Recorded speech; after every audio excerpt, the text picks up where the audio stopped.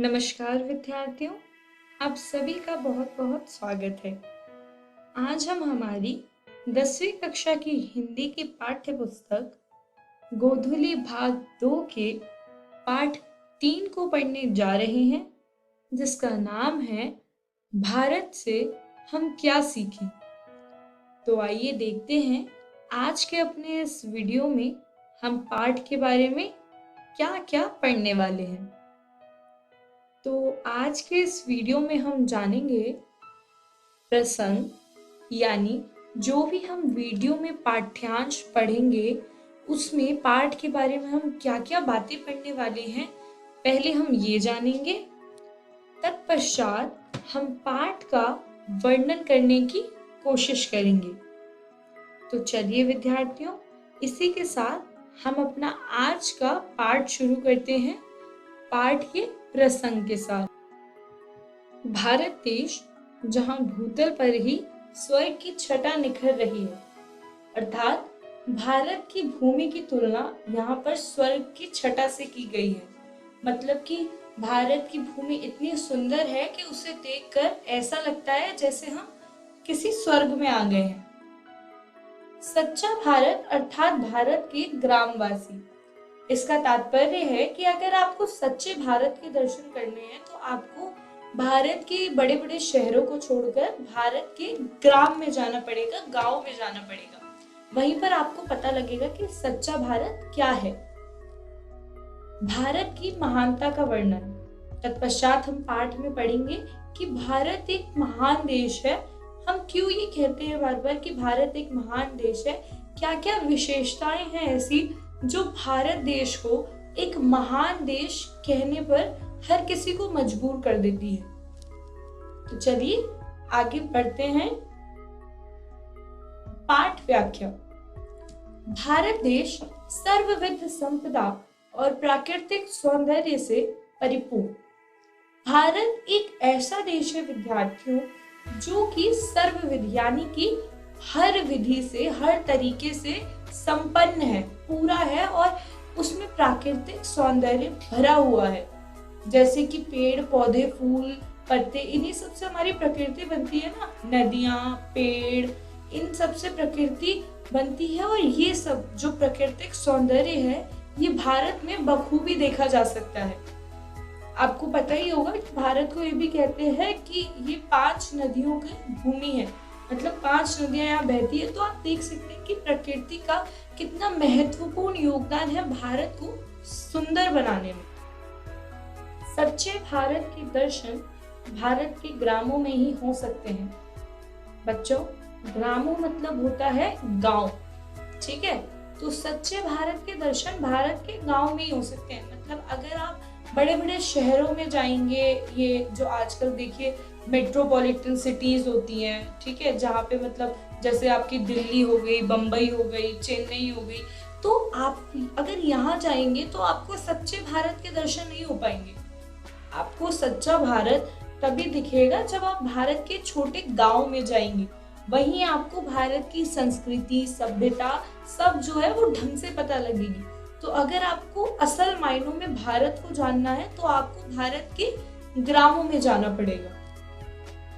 हर अभिरुचि के विकास और पोषण के लिए भारत में पर्याप्त अवसर, यानी कि आपकी किसी भी चीज में अगर रुचि है तो भारत आपके लिए एक सर्वोच्च स्थान है।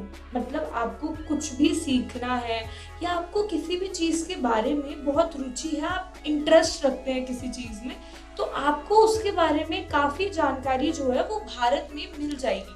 अगर आप उसका अध्ययन करना चाहते हैं, उसके बारे में पढ़ना चाहते हैं, उससे संबंधित आप कुछ भी काम करना चाहते हैं, तो आपको भारत में उसके लिए भरपूर अवसर मिलेंगे। भारत एक ऐसी भूमि है जहां पर आपको हर विषय का अध्ययन करने के लिए, ठीक है, उसके बारे में जानने के लिए बहुत मौके मिलेंगे। भूविज्ञान, वनस्पति, जीव जंतुओं का अध्ययन, नृवंश विद्या के लिए भारत उपयुक्त स्थान। जैसा कि मैंने आपको पहले भी बताया कि आपको अगर किसी भी विषय के बारे में अध्ययन करना है या आप उसमें रुचि रखते हैं तो भारत में आपको उसके लिए उपयुक्त मौके मिलेंगे, उपयुक्त स्थान है भारत एक किसी भी चीज के अध्ययन के लिए। भू विज्ञान, अगर आपको भूमि से संबंधित कुछ जानकारी चाहिए, वनस्पति, पेड़ पौधे, जीव जंतु, चाहे वो कोई भी चीज हो, जानवर हो, कोई पेड़ पौधे हो, पत्ती हो, वनस्पतियां हो, कुछ भी हो, आपको अगर उसका अध्ययन करना है तो भारत आपके लिए उपयुक्त स्थान है, क्योंकि भारत में ये सारी चीजें आपको आसानी से और भरपूर अलग अलग मात्रा में मिलेंगी। पुरातत्व प्रेमी, पुराने सिक्के, दैविक विज्ञान, नीति कथाओं का अध्ययन भारत में उचित।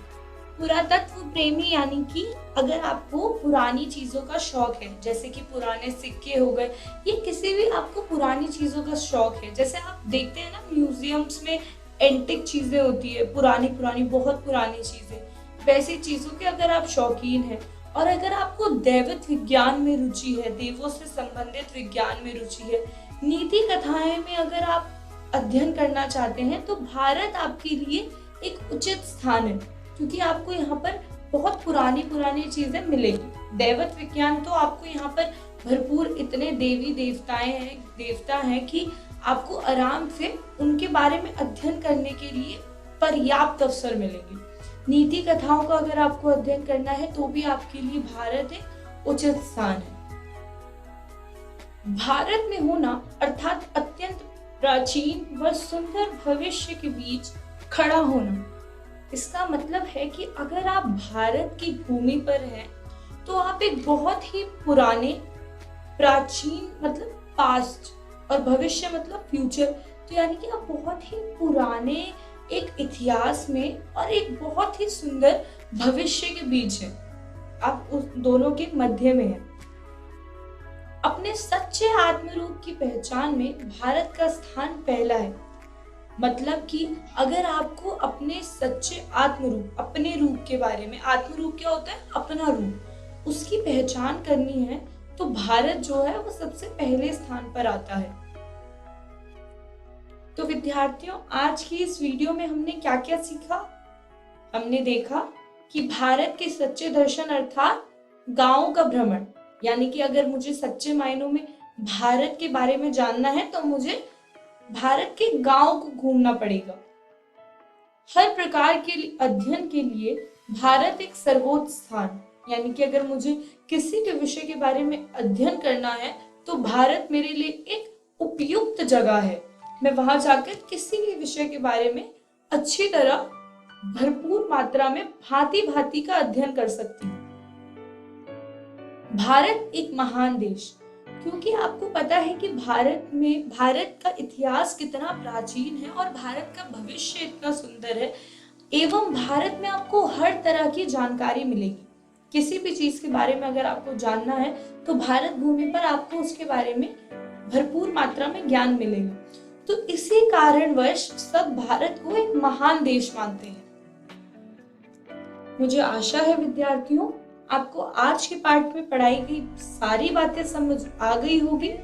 घर जाकर पाठ को दोहराइएगा और अगली वीडियो देखने के लिए शेष पाठ पढ़कर आए, ताकि आपको आगे की पाठ व्याख्या भी आसानी से समझ आ जाए। धन्यवाद।